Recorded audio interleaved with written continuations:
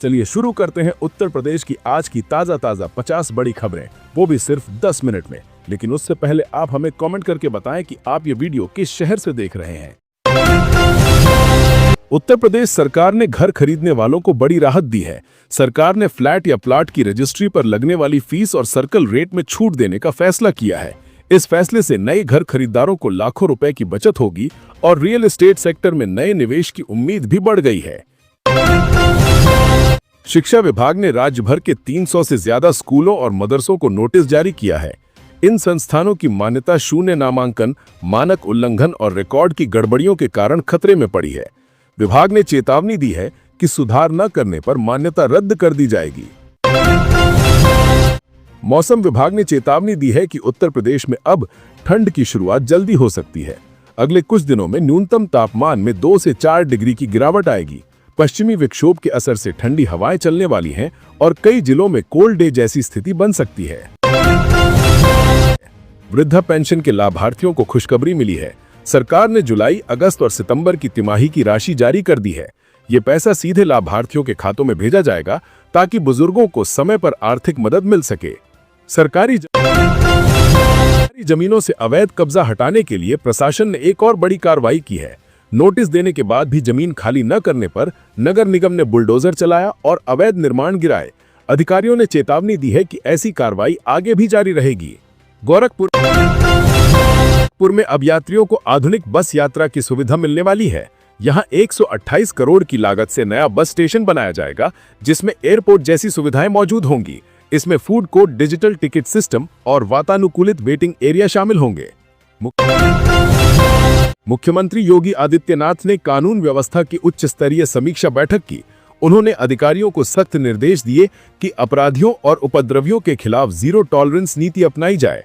उन्होंने स्पष्ट किया कि प्रदेश में शांति और सुरक्षा सुनिश्चित करना ही सबसे बड़ी प्राथमिकता है। प्रतापगढ़ में एक नई विकास परियोजना शुरू होने जा रही है। कुल 1234 करोड़ रुपए की लागत से बनने वाली इस परियोजना में आधुनिक आवास, सड़कें, सीवरेज, पानी और सामाजिक ढांचा शामिल होगा। भूमि अधिग्रहण और निर्माण कार्य की शुरुआत जल्द होगी। बेसिक शिक्षा विभाग ने बड़ी राहत देते हुए लगभग 2800 शिक्षकों की पुरानी पेंशन योजना बहाल करने की तैयारी की है। इसके लिए विभाग ने शिक्षकों से विस्तृत विवरण मांगा है ताकि पुरानी स्कीम के तहत भुगतान प्रक्रिया शुरू की जा सके।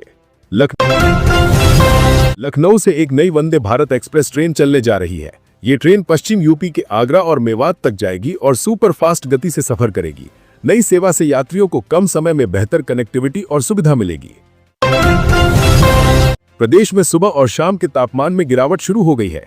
मौसम विभाग ने अनुमान लगाया है कि अक्टूबर के अंत तक सर्दी का असर तेज हो जाएगा। लोगों को धूप का आनंद लेने के साथ हल्के गर्म कपड़े तैयार रखने की सलाह दी गई है। लखीमपुर खीरी में तेंदुए के हमले से 12 वर्षीय बच्ची की दर्दनाक मौत हो गई। ये 2 हफ्तों में चौथा हमला है, जिससे ग्रामीणों में दहशत बढ़ गई है। वन विभाग ने गश्त और पिंजरा लगाने की व्यवस्था बढ़ा दी है। अयोध्या में हुए हाल के धमाके की जांच में कई चौंकाने वाले तथ्य सामने आए हैं। सूत्रों के मुताबिक इस विस्फोट से जुड़ी कुछ गतिविधियों के तार पाकिस्तान से जुड़े हो सकते हैं। पुलिस और खुफिया एजेंसियां मामले की गहराई से जांच कर रही हैं। बिजनौर जिले में चपरासी की नौकरी दिलाने के नाम पर एक व्यक्ति से 4 लाख रुपए की ठगी का मामला सामने आया है। ठग ने फर्जी नियुक्ति पत्र सौंपकर रकम हड़प ली। पुलिस ने शिकायत पर केस दर्ज कर जांच शुरू कर दी है। अलीगढ़ में बिजली विभाग की टीम को स्मार्ट मीटर लगाने के दौरान भारी विरोध झेलना पड़ा। स्थानीय लोगों ने नोकझोंक के बाद काम रुकवाया। विभाग ने सुरक्षा व्यवस्था के साथ फिर से मीटर लगाने की प्रक्रिया शुरू करने का फैसला किया है। चंदौसी रेलवे स्टेशन पर शंटिंग के दौरान मालगाड़ी का एक डिब्बा पटरी से उतर गया। हादसे से रेल विभाग में हड़कंप मच गया। बचाव दल ने तुरंत पहुंचकर ट्रैक को दुरुस्त करना शुरू किया और जांच के आदेश जारी किए गए। गोरखपुर में रामगढ़ ताल के किनारे स्थानीय उत्पादों का मेला शुरू हुआ है। इसमें हस्तशिल्प, ग्रामीण उत्पाद, जैविक वस्तुएं और पारंपरिक कलाकृतियां प्रदर्शित की जा रही हैं। प्रशासन ने भीड़ नियंत्रण और सुरक्षा के पुख्ता इंतजाम किए हैं। कानपुर में पुलिस ने बड़े पैमाने पर अवैध आतिशबाजी बनाने का खुलासा किया है। एक कारोबारी के ठिकाने से बारूद और विस्फोटक सामग्री बरामद की गई। आरोपी को गिरफ्तार कर सख्त कार्रवाई की जा रही है। गाजियाबाद में बिजली विभाग की स्मार्ट मीटर टीम को लोगों के विरोध का सामना करना पड़ा। हंगामा बढ़ने पर पुलिस ने हस्तक्षेप किया और स्थिति संभाली। विभाग ने कहा कि मीटर से उपभोक्ताओं को बेहतर बिलिंग सुविधा मिलेगी। यूपीएसटीएफ के 4 जवानों को उनकी बहादुरी के लिए वीरता पुरस्कार दिया गया है। इन अधिकारियों ने जान जोखिम में डालकर कुख्यात अपराधियों को गिरफ्तार किया था। राज्य सरकार ने इन्हें अन्य कर्मियों के लिए मिसाल बताया है। बेसिक शिक्षा विभाग में बड़ा खुलासा हुआ है। एक शिक्षक पिछले 15 साल से फर्जी दस्तावेजों के सहारे नौकरी कर रहा था। दस्तावेजों की जांच में सच्चाई सामने आई और अब उसके खिलाफ विभागीय कार्रवाई शुरू हो गई है। दीपावली के त्योहार से पहले खाद्य सुरक्षा विभाग ने मिठाई बनाने वाले प्रतिष्ठानों पर छापेमारी की। कई दुकानों पर खराब सामग्री और नकली रंग पाए गए, जिन्हें जब्त कर नष्ट किया गया। विभाग ने सख्ती बरतने की चेतावनी दी है। बरेली जिले में धान क्रय केंद्र सुबह 9 बजे से शाम 5 बजे तक संचालित किए जा रहे हैं। किसानों से 2600 रुपए प्रति क्विंटल दर पर A ग्रेड धान खरीदा जा रहा है। प्रशासन ने किसानों से समय पर आवक लाने और दस्तावेज साथ रखने की अपील की है। बस्ती जिले के ग्रामीण इलाकों में 632 नए ट्रांसफार्मर लगाए गए हैं। इससे बिजली आपूर्ति में सुधार हुआ है और बार-बार वोल्टेज गिरने की समस्या कम हुई है। विभाग का दावा है कि बिजली व्यवस्था और स्थिर बनेगी। सड़क दुर्घटनाओं को रोकने के लिए पुलिस ने नया अभियान शुरू किया है। रिपोर्ट्स के अनुसार सबसे ज्यादा चालान बिना हेलमेट बाइक चालकों के काटे गए हैं। लोगों से सुरक्षा नियमों का पालन करने की अपील की जा रही है। गोरखपुर में दिन दहाड़े हुई 9.70 लाख रुपए की लूट से हड़कंप मच गया है। 4 बदमाश बाइक से आए और व्यापारी के चालक से रुपयों से भरा बैग छीनकर फरार हो गए। पुलिस ने नाकेबंदी कर तलाश शुरू कर दी है। स्वास्थ्य विभाग ने गोरखपुर में नकली कफ सिरप की बिक्री पर निगरानी बढ़ा दी है।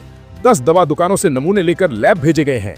मानक से कम पाए जाने पर दुकान के लाइसेंस निरस्त करने की तैयारी है। गोरखपुर में बिना नंबर प्लेट घूम रही लग्जरी SUV का वीडियो वायरल हुआ। प्रशासन ने वाहन डीलर से जवाब मांगा है कि बिना रजिस्ट्रेशन गाड़ी सड़क पर कैसे चलाई गई। जांच के बाद कार्रवाई तय है। प्रदेश में मंडियों में नया आलू बताकर पुराना आलू बेचा जा रहा है। व्यापारी पुराने आलू को साफ कर नया दिखा रहे हैं। प्रशासन ने ऐसे मामलों पर जांच के आदेश दिए हैं ताकि उपभोक्ताओं को धोखा न हो।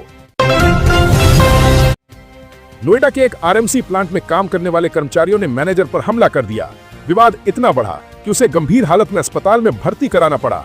पुलिस ने 4 आरोपियों पर केस दर्ज किया है। ग्रेटर नोएडा की हवा में इन दिनों ताजगी लौट आई है। हाल की बारिश और ठंडी हवाओं से प्रदूषण कम हुआ है और AQI सामान्य स्तर पर पहुंच गया है। लोगों को सांस लेने में राहत महसूस हो रही है। गाजियाबाद के एक निजी अस्पताल में बेहोश हालत में छोड़े गए मरीज के मामले ने सबको चौंका दिया। उसे छोड़ने वाले लोग मौके से फरार हो गए। पुलिस CCTV की मदद से पहचान करने में जुटी है। लखनऊ नगर निगम की टीम ने सहारा सिटी क्षेत्र से 55 आवारा पशुओं को पकड़ा है। इनमें गाय, बैल और बछड़े शामिल हैं, जिन्हें कांजी हाउस भेजा गया है। वहां इनकी देखभाल और स्वास्थ्य जांच की जा रही है। राज्य सरकार ने छात्रवृत्ति राशि जारी करने का आदेश दिया है। दिवाली से पहले छात्रों के खातों में धनराशि पहुंचाई जाएगी ताकि वे पढ़ाई और खर्च के लिए इसका उपयोग कर सकें। मिशन शक्ति अभियान के तहत पुलिस ने पूरे प्रदेश में 3,972 अपराधियों और असामाजिक तत्वों को गिरफ्तार किया है। अभियान का लक्ष्य महिलाओं की सुरक्षा और कानून व्यवस्था को और मजबूत बनाना है। वन विभाग के अधिकारियों के लिए अजीब स्थिति बनी जब पकड़े जाने वाले तेंदुए का पिंजरा चोरी हो गया। विभाग ने आसपास के क्षेत्रों में सर्च ऑपरेशन बढ़ा दिया है और ग्रामीणों को सतर्क रहने की सलाह दी है। पूर्वी उत्तर प्रदेश में बीते दिनों हुई भारी बारिश ने 136 साल पुराना रिकॉर्ड तोड़ दिया। कई जिलों में जलभराव हुआ, जिससे जनजीवन प्रभावित हुआ। मौसम विभाग ने लोगों को घरों में सुरक्षित रहने की अपील की है। पंचायत चुनाव की मतदाता सूची पुनर्रीक्षण में लापरवाही बरतने वाले 24 शिक्षकों का वेतन काटने का आदेश जारी किया गया है। अधिकारियों ने चेतावनी दी है कि भविष्य में जो भी कर्मचारी लापरवाह पाया गया उस पर निलंबन की कार्रवाई होगी। मुख्यमंत्री योगी आदित्यनाथ ने कहा है कि सभी विकास योजनाओं में पारदर्शिता और गति दोनों सुनिश्चित की जाए। उन्होंने अधिकारियों को निर्देश दिए कि जनता को योजनाओं का प्रत्यक्ष लाभ मिले और फाइलों में देरी न हो। त्योहारी सीजन में कई जिलों में बिजली कटौती का कार्यक्रम जारी किया गया है। गाजियाबाद और आसपास के इलाकों में 4 से 7 घंटे बिजली बंद रहेगी। विभाग ने बताया कि यह मेंटेनेंस कार्य के लिए जरूरी है और जल्द आपूर्ति बहाल होगी। तो ये थी उत्तर प्रदेश की बड़ी खबरें। अगर आपको ये न्यूज़ पसंद आई हो तो वीडियो को लाइक और शेयर करें।